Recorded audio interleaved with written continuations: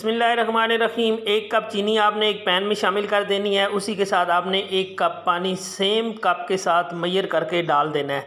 चीनी को हम मेल्ट करेंगे। यहाँ पे चीनी हमारी मेल्ट हो रही है, फ़ौरन से मेल्ट हो जाएगी क्योंकि पानी उबल चुका है। जब इस तरह की सूरत हाल हो जाए आपने चूल्हा बंद कर देना है और इसको चेक कर लेना है। यहाँ पे हम आपको दिखा देते हैं कि हमने इसका 2 तार का शीरा या बहुत गाढ़ा शीरा नहीं बनाना, बस जस्ट आपने इसको मेल्ट करना है, चीनी को एक शरबत बनाना है। तो चलें जी अगला काम की तरफ चलते हैं। यहाँ पे एक कढ़ाई के अंदर 2 चम्मच आपने घी के शामिल करने हैं।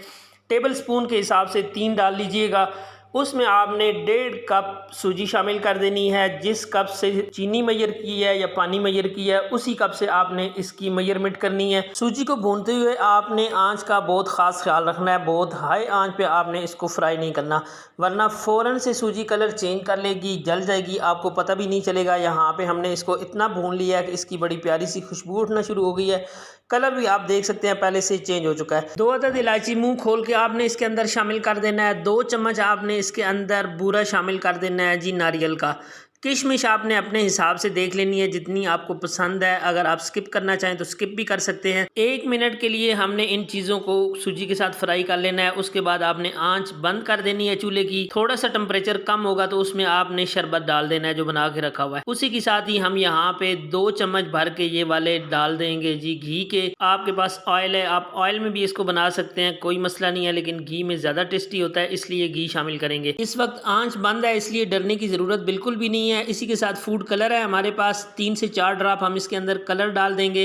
ये टोटली तौर पे ऑप्शनल है, अगर आपके पास है तो आप डाल दें, अगर आप वैसे भी नहीं डालना चाहते तो बेशक ना डालें, कोई मसला नहीं है। ये हम यहाँ पे इसकी खूबसूरती के लिए थोड़ा सा कलर डाल दिया है। इसको अब आपने पकाना है। हलवा बनाने की ये इंस्टेंट रेसिपी है, बहुत जल्दी बन जाती है, बहुत आसानी से बन जाती है। अब घी के अंदर सूजी को पकाएंगे। आंच इस वक्त भी मीडियम टू लो है। 4 से 5 मिनट के अंदर अंदर ये हलवा तैयार हो जाता है। इसको आपने इस तरह स्पैचुला की मदद से अच्छी तरह मिक्स करना है ताकि कलर सारा एक जैसा मिक्स हो जाए।